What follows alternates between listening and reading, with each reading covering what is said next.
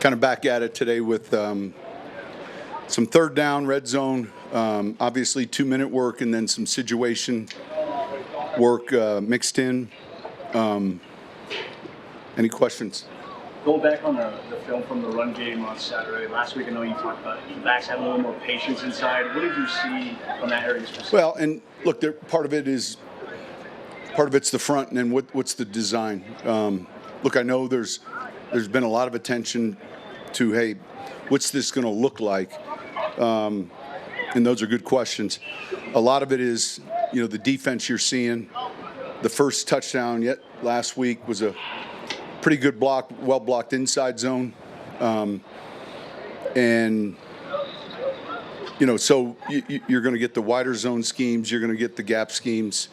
A lot of it is front related and how they're playing defensively.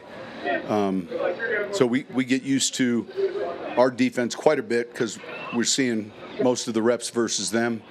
We have another game still coming up, and then we go from there. I thought the backs had some big runs today. Dobbins had real good run.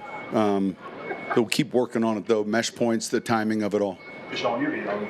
Like take Jade, for example. How much are you trying to figure out what his role is week one versus what you think he can do over the course of the season? Yeah, great question. Look, I remember us doing Malcolm Jenkins out of Ohio State, and he was a corner there. He played outside boundary corner. Our vision was nickel for him year one with safety flex. Our vision, I think, with Jade is nickel with corner flex.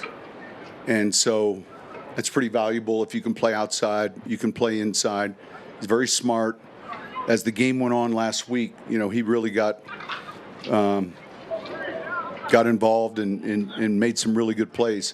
But the vision for him is, he's got that ability to play inside but also flex outside. His size is plenty big enough, and his speed and physicality, those are all things that help him at that position. You talked about having a bunch of guys that can cover. At what point how late do you let it go before you start to sort of hone in of this is week one, these are... We got time, but by the time we get ready to play Tennessee, we'll have a lineup in nickel and penny, and we'll have roles for these guys and how we see us wanting to play them. Coach, you talked about how important a fast start is to the season. Did you do anything in the next couple of weeks leading up to... It's been a little different. I think, obviously, we'll pay attention to week one at home. I can talk about it, but then I also have to look at the schedule and say, hey, what do we want to do differently? And we'll pay attention to that. Sean, back on Friday, the vision for Nichols Cornflakes, was that how you guys saw when he was coming Yes. out of the draft? Yes. That hasn't changed. That hadn't changed one bit. We were crystal clear on how we saw the player. Sean, with Nate banged up and Burton banged up, I guess nice is it to be able to find Prentice, who obviously you have familiarity with. Yeah, and I'm not as familiar with him as some of the other guys have been, guys that were there even after. We'll continue to pay real close attention to the tight end wire and also the fullback. We had a few of those guys in to work out. We've always kind of had an F, and I think quietly Nate was one of those players that I don't know got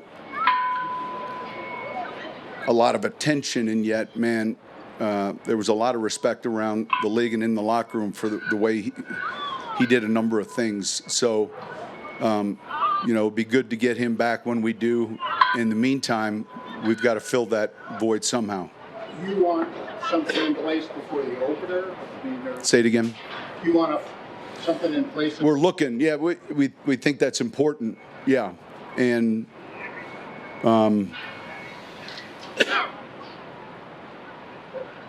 but I think we'll have that in place by the opener. I just, I'm hopeful he's here, and yet we're paying attention each week, and then certainly the 53 cut.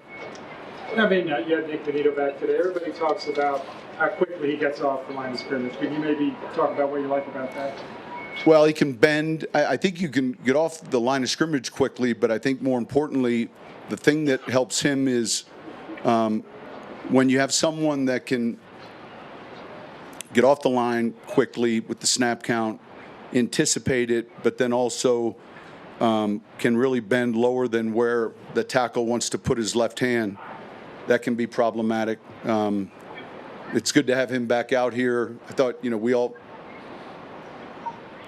felt the same way, training room, and Nick having what he had done wasn't going to keep him back very long, just based on the location. Having Dre back out, all of those things we talked about last week happening here today, Tuesday. Nick, we put on reserve injured. That's an ACL and a pretty significant injury and season ending. So that's a tough loss.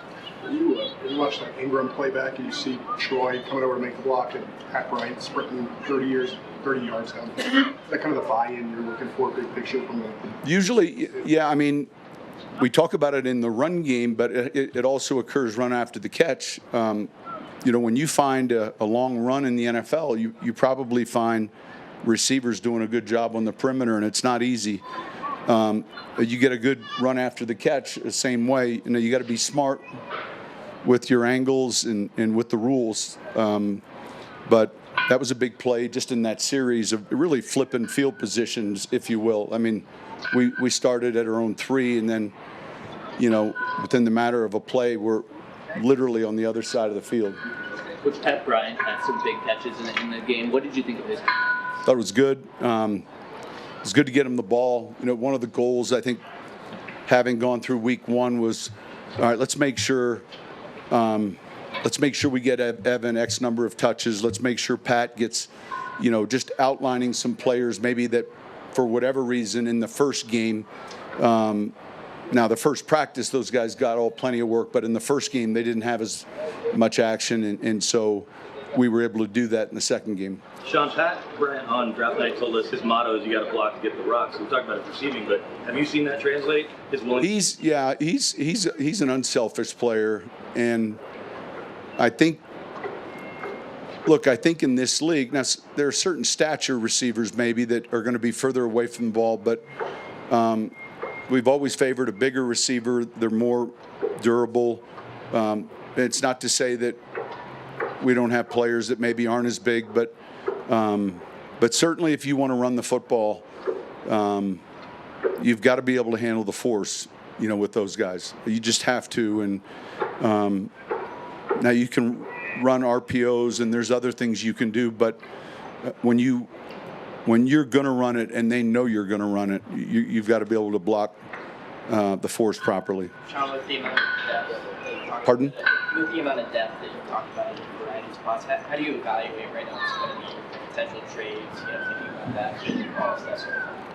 Yeah, I think the easy part is the fielding calls, because if they come, then you sit and discuss what call came.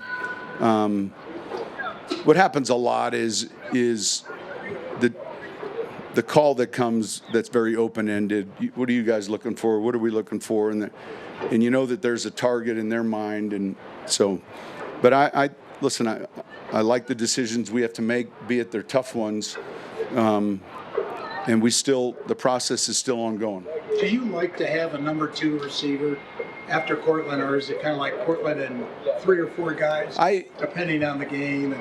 Yeah, I mean, I think some teams are more predictable with where the X is and the slot and the Z, and then in the term, the number 1, the number 2. I get all that. They're all going to play in different roles, and so we probably are a little bit different with our rotation substitution patterns, that you guys can decide who 2 is and 3 is and 4 is, but there's going to be a role if they're dressing and they're getting on the field, and they're not going to line up in the same spot all the time. I think that would be the easiest way to describe it. Sean, what have you seen from Jordan Turner since he kind of joined you guys as a rookie tryout player in minicamp, as he's kind of progressed in the camp? Yeah, look, obviously, coming in like that, coming in a little later, I think he's picked things up pretty well, and that's a plus. The exposures you get in the kicking game and those other snaps are important. But he has picked things up pretty quickly. It's been a pretty smart group, the guys that weren't drafted. It's off the beaten path, but I was talking to CU's running backs about Marshall Falk. He's coaching up there. Yeah. You had him at San Diego State. What did you observe of him then? Was there parts where you thought if he ever wanted to teach it, he could? He was one of the smarter players. He's running back. The first year I went back there, I was a graduate assistant for 2 years. But then when I got hired back, I was the running back coach.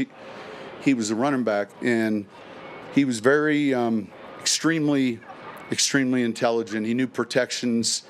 He knew the passing game, the running game, and so Kamara was that way. You have to feed that, or they get bored.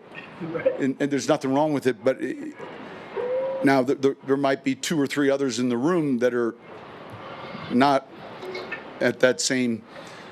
So I can recall like trying to get the quarterback test and give him that and just challenge him mentally, and then he was such a gifted 0 to 20 runner. Like he could go from to that. Wherever you were on the field, if they didn't take the right angle, he could score a touchdown. And so there's nothing that surprised you.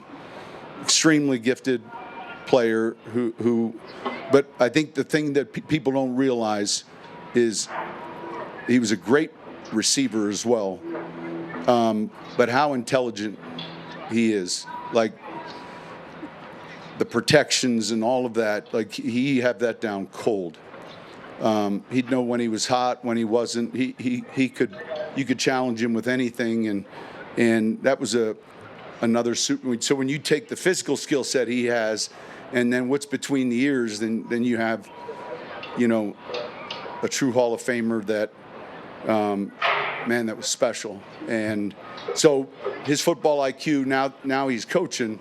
That doesn't surprise me. It's just a matter of whether you wanted to do that.